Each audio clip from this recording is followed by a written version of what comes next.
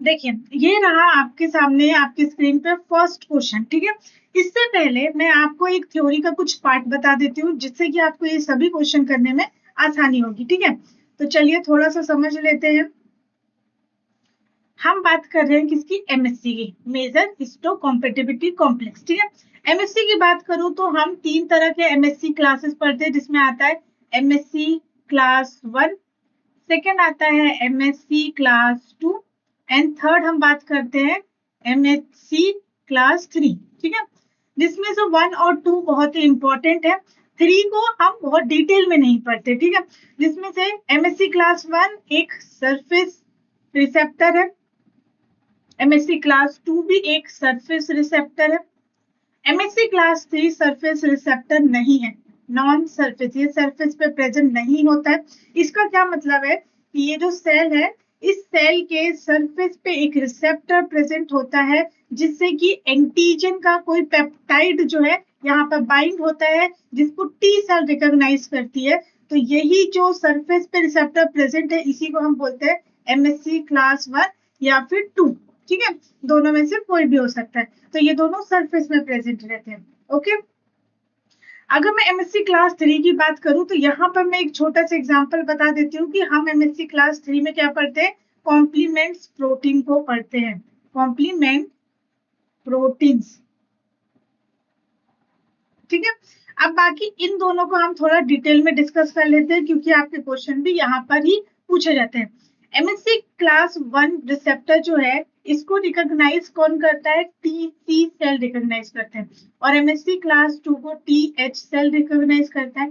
TC cell का मतलब होता है साइटोटॉक्सिक टी सेल्स, और टीएच का फुल फॉर्म होता है हेल्पर टी सेल्स, ठीक है। टीसी सेल के पास एक मार्कर होता है, जिसको हम बोलते हैं CD8 प्लस, प्लस का मतलब रहता है कि उसकी प्रेजेंस को बता रहा है। टीएच के पास जो मार्कर होता है, उसको हम बोलते हैं CD4 प्लस, ठीक है। ये इंपॉर्टेंट है, ये मार्कर अगर प्रेजेंट है तो इसका मतलब वो टी सेल टीएच सेल है, ठीक है। इसके अलावा कुछ खास बात ये है कि एमएससी क्लास 1 के थ्रू जो है एंटीजन को प्रेजेंट किया जाता है, और वो एंटीजन होते हैं एंडोजिनस एंटीजन, एंडोजिनस एंटीजन। इस एंडोजिनस एंटीजन का क्या मतलब है कि वो जो एंटीजन है वो सेल के अंदर प्रेजेंट है, ठीक है। यहाँ पर जो हम टारगेट करते हैं, यहाँ पे जो टारगेट किया जाता है वो एंटीजन होता है एक्सोजिनस एंटीजन। एक्सोजिनस एंटीजन का मतलब ये नहीं है कि बॉडी के बाहर प्रेजेंट है, इसका सिंपली मीनिंग है कि वो सेल के बाहर से आ रहा है, ठीक है। तो ये कुछ इंपॉर्टेंट चीजें हो गई जो आपको ध्यान में रखनी। इसके अलावा अगर हम कुछ और इंपॉर्टेंट चीजों पे फोकस करें, तो वो ये कि जो टीसी सेल होता है ना, ये टीसी सेल बहुत एक्टिव होता है जब वायरस की बात आती है। टीसी सेल बहुत एक्टिव होता है जब कैंसर की बात आती है। यानी कि कैंसर इन्फेक्टेड सेल और वायरस इन्फेक्टेड सेल में जो मेजर तरीके से रोल प्ले करता है उनको एलिमिनेट करने में, वो होता है टीसी सेल। टीसी सेल को बहुत मजा आता है कि वो वायरस इन्फेक्टेड सेल और कैंसर इन्फेक्टेड सेल्स को, या आप बोल सकते हो ट्यूमर, है ना, ट्यूमर भी बोल सकते हो, तो इन सेल्स को क्या करता है, वो डिस्ट्रॉय कर देता है, वहां से हटा देता है, ताकि इन्फेक्शन दूसरी सेल में ना पहुंचे, ठीक है। तो ये एक्टिव तरीके से यहाँ पे काम करता है। तो ये हो गया हमारा एमएससी के बारे में कुछ मोटा मोटा इंफॉर्मेशन, जो आपको क्वेश्चन सॉल्व करने में बहुत ही हेल्प करेगा, ठीक है। अभी जो इंफॉर्मेशन हमने गेन की है, इसी इंफॉर्मेशन के बेसिस पे देखते हैं कि हम कितने क्वेश्चन को सॉल्व कर पाते हैं। ये स्लाइड बहुत इंपॉर्टेंट है, इसको आपको बहुत अच्छे से प्रिपेयर करना है, ठीक है। चलो अब अपने क्वेश्चन की तरफ मूव करते हैं। तो हम अपने क्वेश्चन की तरफ बढ़ते हैं। तो ये रहा मेरा फर्स्ट क्वेश्चन, जिसमें क्या बोला जा रहा है कि cytotoxic T cells generally recognise antigen in association with. अभी मैंने बोला साइटोटॉक्सिक टी सेल का मतलब है टीसी सेल। टीसी सेल जो होती है वो एमएससी क्लास 1 के पास जो पेप्टाइड होता है उसको रिकॉग्नाइज करते हैं, ठीक है। और टीएच सेल वो एमएससी क्लास 2 जो प्रेजेंट करती है पेप्टाइड को, उसको रिकॉग्नाइज करते हैं, ठीक है। तो यहाँ पर एमएससी क्लास टीसी सेल की बात कर रहे हैं, तो टीसी सेल किसके थ्रू एंटीजन को रिकॉग्नाइज करते हैं, एमएससी क्लास 1 के थ्रू। तो ये रहा आपका एमएससी क्लास 1, राइट। इससे आपका क्वेश्चन सॉल्व हो गया। चलिए अब नेक्स्ट क्वेश्चन देखिए, are T cytotoxic cell can be induce to mount a cytotoxic attack on a virus infected cell if it binds to a cell display. यानी कि TC cell जो है, यहाँ पे सिंपली आपसे क्या पूछा जा रहा है कि जो आपकी टीसी सेल है वो साइटोटॉक्सिक अटैक करती है वायरस इन्फेक्टेड सेल्स पे, ठीक है। अगर अगर की सेल जो है, क्या मतलब मान लीजिए कि ये कोई वायरस इन्फेक्टेड सेल है जिसकी सरफेस पे एमएससी MHC1 प्रेजेंट है, उसने वायरस की कोई पेप्टाइड को इस तरीके से प्रेजेंट कर दिया है, तो इसको कौन रिकॉग्नाइज करेगा? रिकॉग्नाइज करेंगे टीसी सेल। और वो टीसी सेल क्या करेंगे? इस सेल पर साइटोटॉक्सिक इफेक्ट शो करेंगे, मतलब इस सेल की क्या कर देंगे?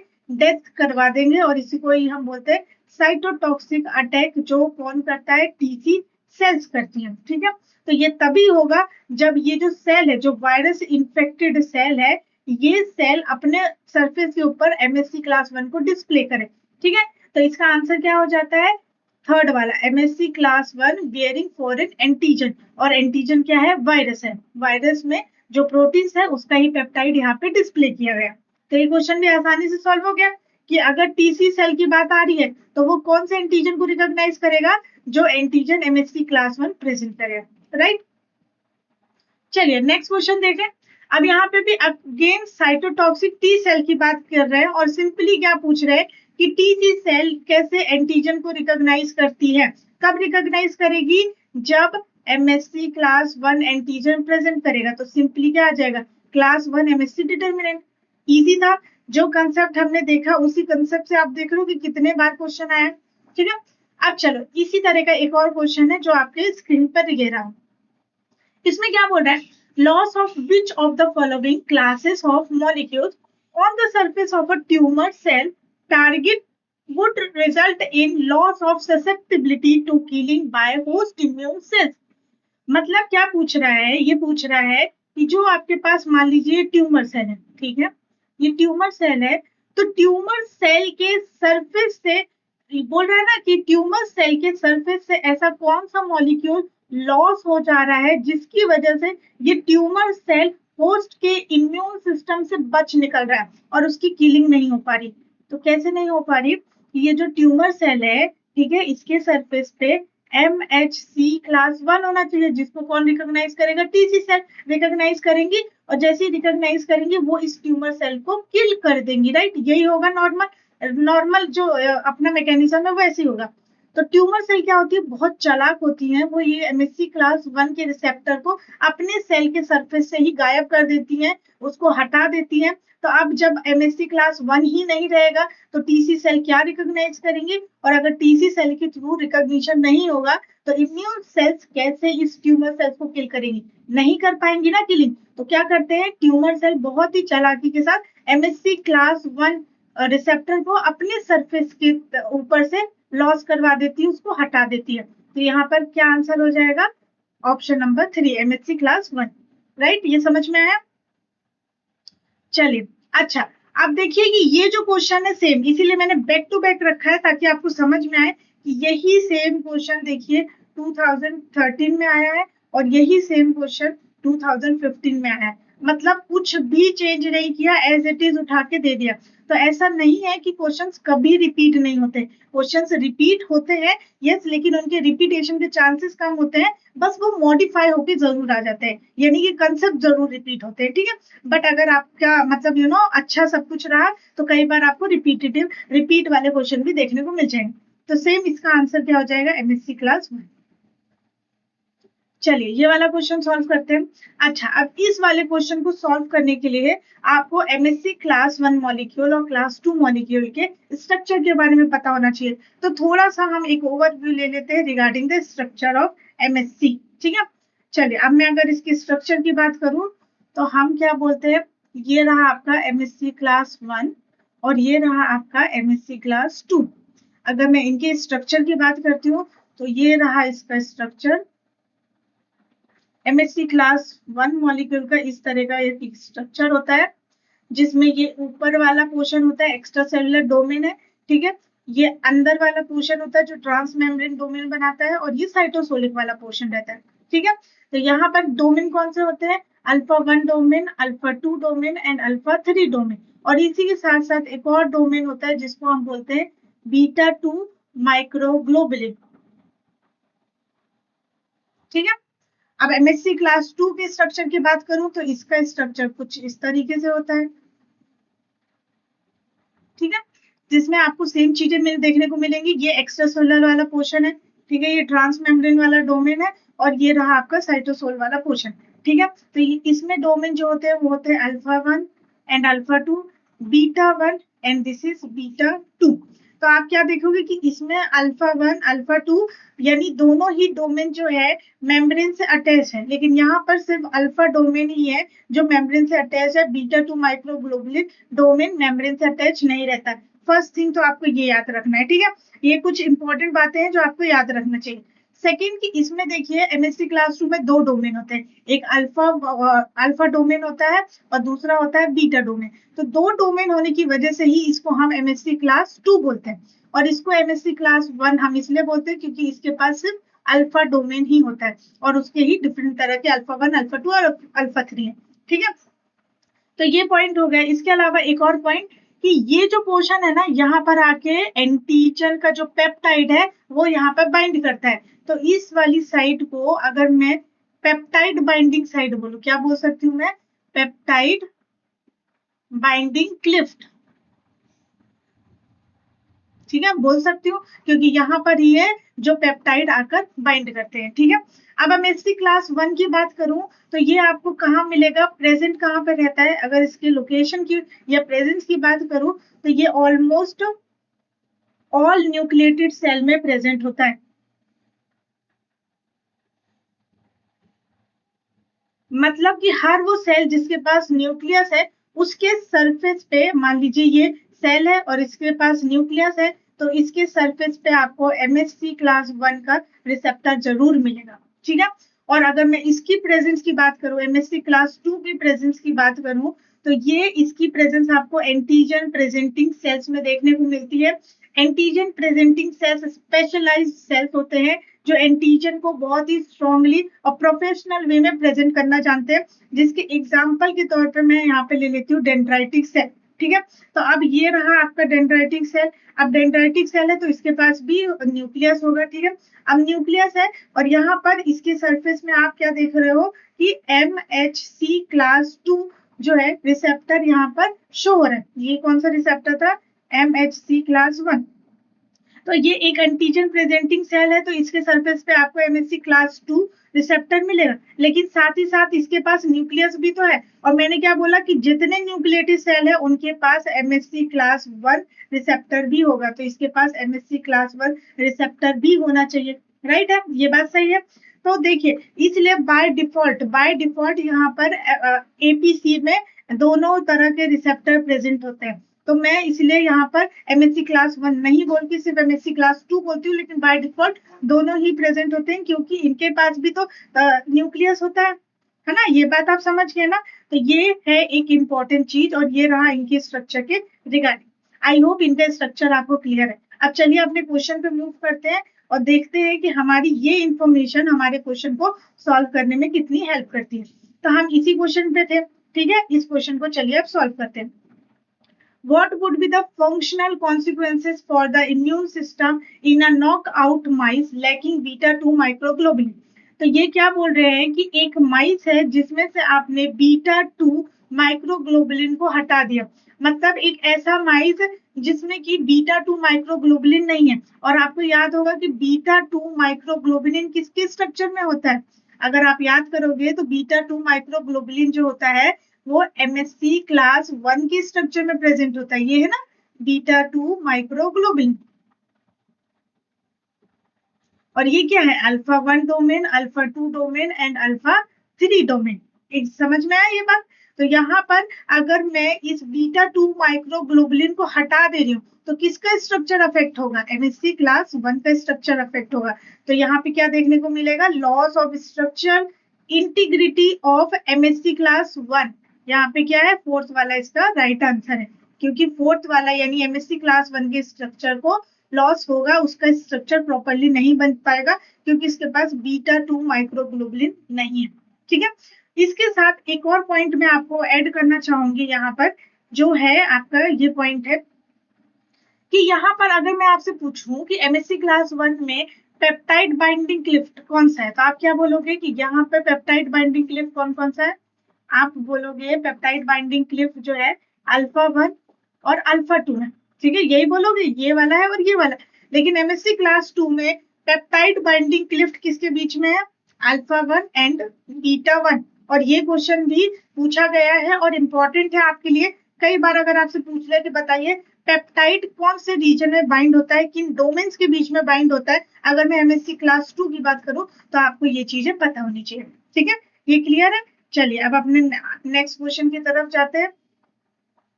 तो ये क्वेश्चन हमने डन कर लिया, ये भी हो गया डन। अब यहाँ पर देखिए क्या पूछ रहा है कि which one of the following condition generally favours tumour development, मतलब ऐसी कौन सी कंडीशन है जिसमें ट्यूमर के ग्रोथ को सपोर्ट किया जाता है, ट्यूमर की ग्रोथ होती है, उसका डेवलपमेंट होता है। तो मान लीजिए कि ये ट्यूमर सेल है, ठीक है, यहाँ पे मैं लिख देती हूँ कि ये ट्यूमर सेल है, ठीक है। इस ट्यूमर सेल के सरफेस पे एमएससी क्लास 1 एक्सप्रेस हुआ, तो यहाँ पर इस एमएससी क्लास 1 एक्सप्रेस हुआ, ठीक है। इस एमएससी क्लास 1 को टीसी सेल ने रिकॉग्नाइज किया और इसने इस ट्यूमर सेल को डिस्ट्रॉय कर दिया, इसको किल कर दिया, ठीक है। तो अगर एमएससी क्लास 1 अपना फंक्शन प्रॉपरली ना करे या फिर टीसी सेल अपना फंक्शन प्रॉपरली ना करे, तो क्या होगा, इस ट्यूमर सेल को किल नहीं कर पाएगा कोई भी, और किल नहीं कर पाएगा तो इसकी ग्रोथ होगी और इसका डेवलपमेंट हो जाएगा, ठीक है। तो मैंने क्या बोला कि जो चीज ट्यूमर सेल को मार रही है, ठीक है, अगर वो अपना काम प्रॉपरली ना करे तो वो एक फेवरेबल कंडीशन होगी कि जहां पर ट्यूमर अपना डेवलपमेंट कर सकता है, ठीक है। तो यहाँ पर मान लीजिए कि टीसी सेल अपना काम अच्छे से नहीं कर रही, तो ट्यूमर सेल का डेवलपमेंट होता रहेगा क्योंकि इसको मारने वाला कोई नहीं होगा।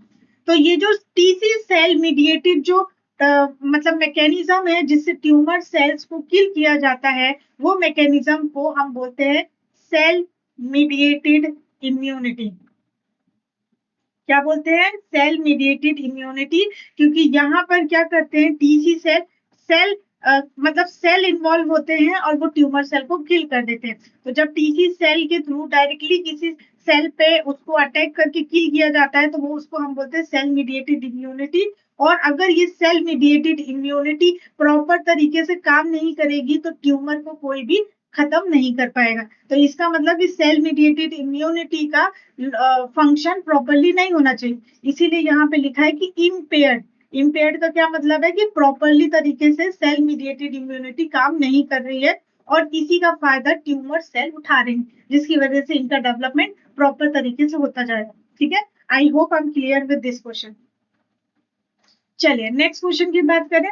तो यहाँ पे बोल रहा है कि a protein antigen required to be process in order to make it, ठीक है। अब यहाँ पर क्या होता है कि देखिए पहले जब भी कोई एंटीजन आता है, ठीक है, ये एंटीजन है एक, ये एंटीजन ले लेते हैं, ये एंटीजन होस्ट की बॉडी में एंटर करता है, ठीक है। अब जैसे ये होस्ट की बॉडी में एंटर करता है तो होस्ट की बॉडी में इम्यून सेल्स प्रेजेंट होते हैं। तो यहाँ पे मैं इसको लिख देती हूँ कि ये इम्यून सेल है। इम्यून सेल जो है वो अपने सरफेस पे कुछ मॉलिक्यूल्स को एक्सप्रेस करेंगे, ठीक है, ये जिनको हम एमएससी क्लास 1 या फिर एमएससी क्लास 2 बोल देते हैं, ठीक है। तो जब ये एंटीजन एंटर कर जाता है, ठीक है, जब ये एंटीजन एंटर कर जाता है अंदर की तरफ, तो इस एंटीजन के प्रोटीन के फ्रेगमेंट्स कर दिए जाते हैं, छोटे छोटे फ्रेगमेंट्स कर दिए जाते हैं पेप्टाइड डेज की मदद से, जो क्या करता है प्रोटीन को तोड़ देता है। उसी में से एक पेप्टाइड, लेट सपोज करिए ये वाला एक पेप्टाइड जो है इस सेल के सरफेस पे एमएससी अपने आप को एक्सप्रेस करवा देती है। ये पेप्टाइड को एमएससी ने क्या किया, अपने सेल के सरफेस पे एक्सप्रेस करवा दिया। तो ये जो एंटीजन के प्रोटीन को टुकड़ों में तोड़ना, फिर उसको एमएससी के सरफेस पे एक्सप्रेस करवाना, इसको ही प्रोसेसिंग और प्रेजेंटेशन बोलते हैं एंटीजन का। तो ये इंपॉर्टेंट है क्योंकि ये जब पेप्टाइड एमएससी कॉम्प्लेक्स बनेगा, पेप्टाइड मतलब ये जो पोर्शन है ये पेप्टाइड है, किसका पेप्टाइड है, एंटीजन का, और ये रहा आपका एमएससी कॉम्प्लेक्स। तो जब ये चीज फॉर्म होगी तभी हम कह सकते हैं कि एक प्रॉपर तरीके से प्रोसेस्ड किया गया है, प्रॉपर तरीके से प्रेजेंटेशन हुई।